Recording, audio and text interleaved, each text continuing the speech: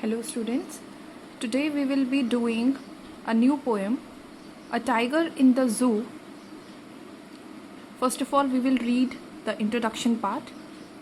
This poem contrasts a tiger in the zoo. Contrast means two opposite things will be told to you in different stanzas with the tiger in its natural habitat. अगर हम इस poem की बात करें तो यहाँ पर आपको दो तरीके से टाइगर को रिप्रेजेंट किया गया है। पहला जो टाइगर होगा वो आपको जंगल में दिखाई देगा क्योंकि फॉरेस्ट उसका नेचुरल हैबिटेट है, डोंट फॉरगेट। जैसे फिश का वाटर है, उसी तरीके से अगर हम टाइगर की बात करें, हम किसी भी वाइल्ड एनिमल की बात करें तो उसका जो नेचुरल हैबिटेट होता है, जो उसका घर होता है, वो आपका फॉरेस्ट एरिया कहलाता है। लेकिन अगर आप उसको केज कर देंगे, फॉर एग्जाम्पल किसी पिंजरे में बंद कर देंगे, तो वहाँ पर वो कैसा फील करेगा? लोनली फील करेगा, सैड हो जाएगा और रिस्ट्रिक्ट हो जाएगा।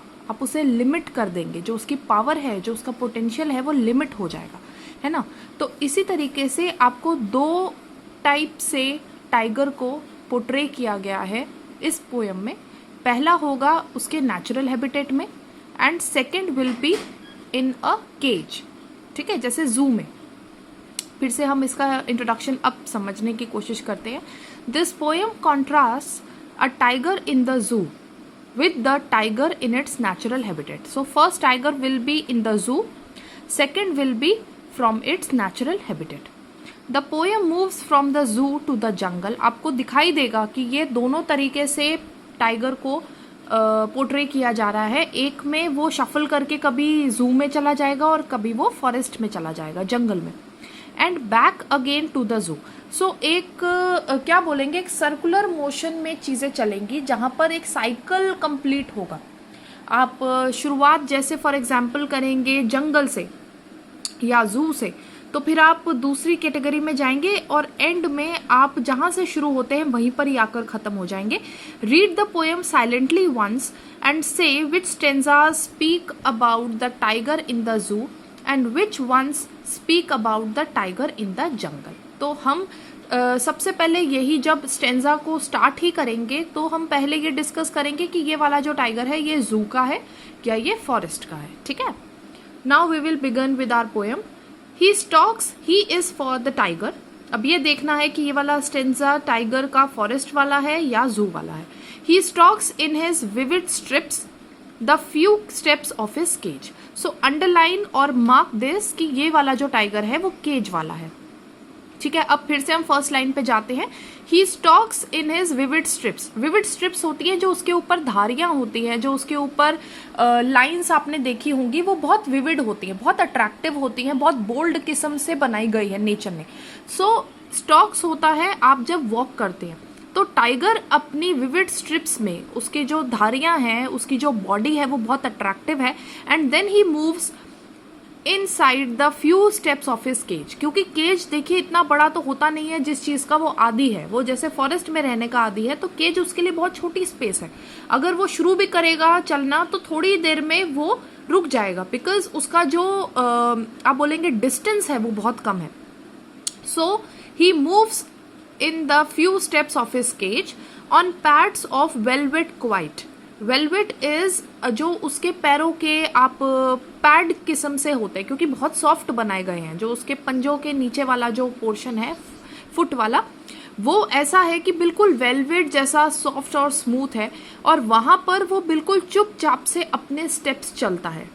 यहाँ पर समझने वाली बात है कि जू में वो अपना जो फियर्सनेस है, जो उसका वायलेंट एक इमेज है, उसको पोर्ट्रे नहीं कर रहा है, एक शांत इमेज को पोर्ट्रे कर रहा है। क्यों?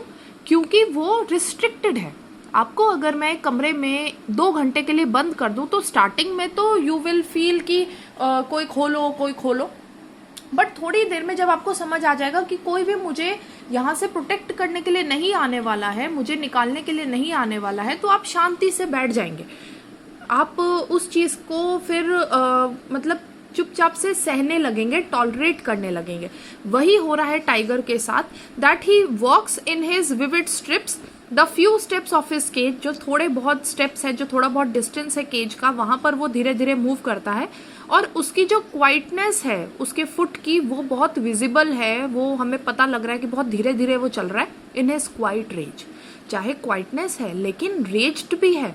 रेज्ड इज फॉर फ्यूरियस, जो हमारा गुस्सा होता है, ही सो एंग्री कि वो उस एंगर में इतना क्वाइट होकर चल रहा है। I hope you have understood the first stanza. It is talking about the tiger inside the cage inside the zoo. ठीक है, अगला देखते हैं। He should be lurking in shadow, sliding through long grass near the water hole where plum deer pass. जहाँ तक मुझे लग रहा है आप लोगों ने इसको समझ लिया होगा कि ये वाला जो ही है ये किसके लिए है, जो कि शैडो में चल रहा हो, लॉन्ग ग्रास में छुप रहा हो, प्लम डियर की खोज कर रहा हो। ये तभी हो सकता है जब वो अपने ओपन फॉरेस्ट में होगा। So second tiger is inside the forest. ठीक है, फर्स्ट हमारा केज में था, सेकेंड हमारा फॉरेस्ट में है। He should be lurking in Shadow, धीरे धीरे घात लगाता है, धीरे धीरे ऐसा चलता है, वॉक करता है, लर्किंग करता है अपने आप को, और उसके बाद अपने आप को हाइड कर लेता है शैडो में। सो स्लोली वॉकिंग, जैसे हम किसी को मतलब अपना एक प्रे बनाने के लिए, अपना एक क्या बोलेंगे कि जैसे जो टाइगर होता है वो डियर के ऊपर अटैक करने से पहले उसे पूरी तरीके से खोजता है और अपना एक घात बनाता है उसको, वो चीज़ यहाँ पर दिखाई दे रही है। He should be lurking in Shadow, अपने आप को हाइड करता हुआ वो मूव कर रहा होगा शैडो में। स्लाइडिंग थ्रू लॉन्ग ग्रास, बड़ी बड़ी घास के अंदर, क्योंकि आपने ज्यादातर मूवीज वगैरह में भी देखा होगा जो टाइगर्स होते हैं वो बड़ी घास को ही चुनते हैं क्योंकि वहां वो इजीली हाइड कर पाते हैं अपने आप को। Sliding is slowly moving in a very secret manner near the water hole, पानी के जो एक वो पॉन्ड होता है या छोटी सी एक नहर होती है वहां के पास वो वाटर होल, वाटर सोर्स के पास जाता है जहां पर plump deer, plump is for a very healthy, a very fat deer, जो अच्छा खाते पीते घर का लगेगा, वो वाला जो डियर है वहां से पास करता है। तो उसको प्रे बनाने के लिए वो वहां पर उसका वेट करता है। So second stanza is for the tiger in the forest and waiting for his prey. ठीक है, he should be snarling around houses at the jungle's edge. So this deer, this tiger is also inside the jungle. The third one, the third stanza is also talking about the tiger in the zoo, jungle.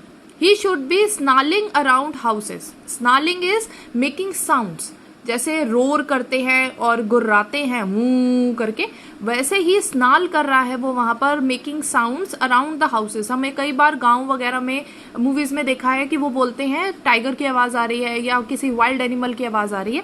At the jungles as, बिल्कुल जंगल के edge पर, उसके border line पर।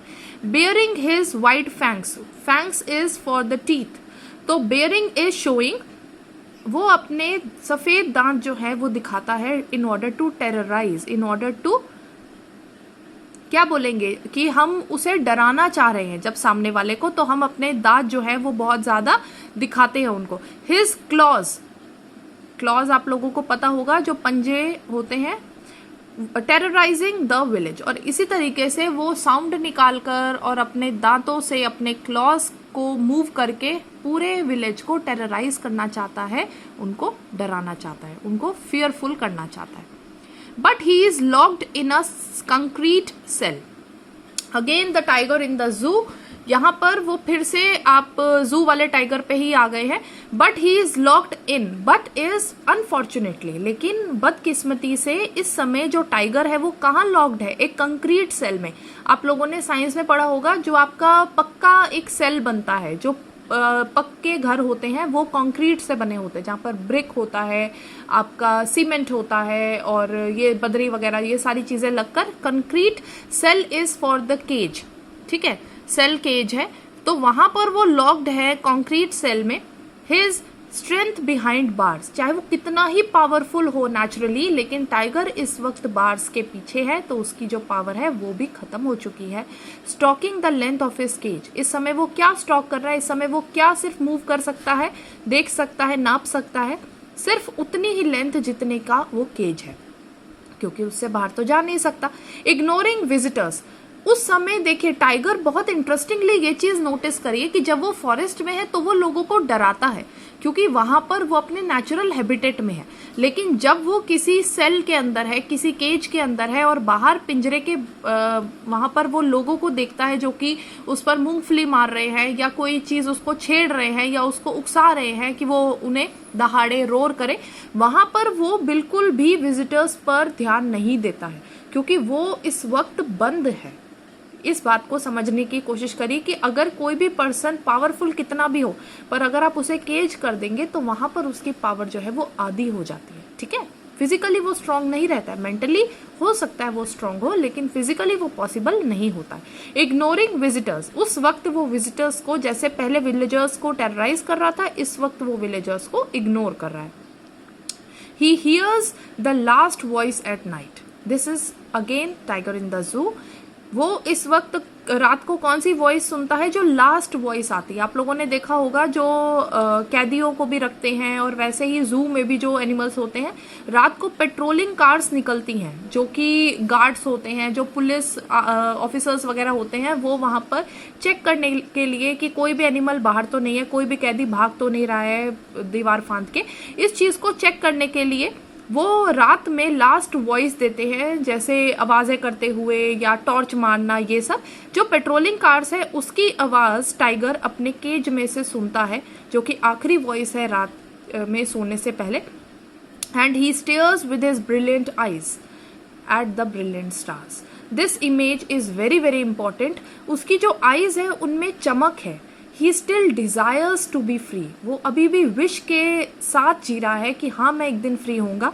और वहां पर वो stair करता है किसकी तरफ? ब्रिलियंट स्टार्स की तरफ। स्टार्स का मेटाफर देखिए कितना ही बड़ा है कि ये जो सिंबल है स्टार, ये उसके केज के सामने उसको पावरफुल दिखाता है, उसको ड्रीम करने की पावर देता है कि हाँ तुम भी ड्रीम करो, क्योंकि स्टार्स जो है वो बहुत वाइड है, स्काई को एक रिप्रेजेंट किया जा रहा है। तो वहां पर उसका जो मीनिंग है वो फ्रीडम है, एम्पावरमेंट है, डिजायर है। और इस पूरे मतलब जो केजिंग से बाहर निकलने का जो आखिरी होप है वो यही है कि हाँ मैं स्टार्स की तरह एक दिन आसमान में चमकता हुआ टाइगर दिखाई दूंगा, क्योंकि I will be free one day, I will be free from this cage one day. और इसी होप में वो आज भी जी रहा है। तो इस इमेज को समझिए कि वो अपने उस चार दीवारी में से भी सेटिस्फाइड नहीं है, उसने इस चीज को एक्सेप्ट नहीं किया है, but he still looking at the stars, he still looking at the hope, at the freedom. और उसको उम्मीद है पूरी, उसको होप है कि हाँ एक दिन वो यहाँ से बाहर जरूर निकलेगा and he will be a free tiger living in his natural habitat.